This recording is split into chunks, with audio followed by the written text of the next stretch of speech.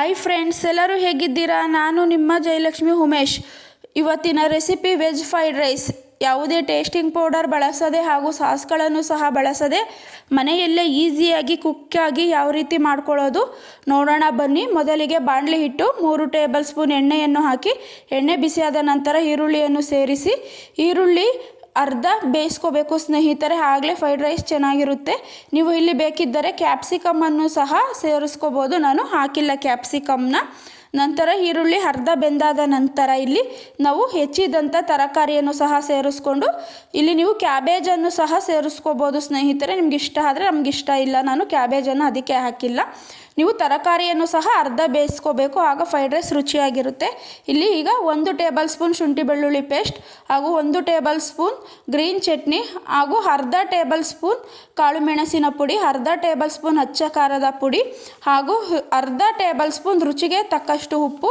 ಇದೆಲ್ಲ ಮೊದಲೇ ನಾವು ಅರ್ಧ ಸ್ಪೂನ್ ಹಾಕೋಬೇಕು, ಆಗ ತರಕಾರಿಗೆ ಚೆನ್ನಾಗಿ ಮಸಾಲೆ ಹಿಡಿಯುತ್ತೆ ಸ್ನೇಹಿತರೆ. ಈ ರೀತಿ ಹಸಿ ವಾಸನೆ ಹೋಗೋವರೆಗೂ ಹುರಿದುಕೊಳ್ಳಿ. ನಂತರ ನಾವು ಮೊದಲೇ ಮಾಡಿಟ್ಟಂಥ ಅನ್ನವನ್ನು ಸಹ ಸೇರಿಸಿಕೊಳ್ಳಬೇಕು. ಈಗ ಎಲ್ಲ ರೈಸನ್ನು ಸಹ ಸೇರಿಸಿಕೊಳ್ಳಿ.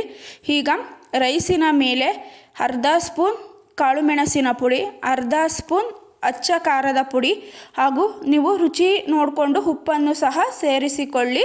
ಹಾಗೆ ಮೇಲೆ ಕೊತ್ತಂಬರಿ ಸೊಪ್ಪನ್ನು ಸಹ ಸೇರಿಸಿಕೊಂಡು ಉರಿನ ಕಡಿಮೆ ಇಟ್ಕೊಂಡು ಈಗ ಎಲ್ಲ ಒಮ್ಮೆ ನೀಟಾಗಿ ಮಿಕ್ಸ್ ಮಾಡ್ಕೊಳ್ಳಿ.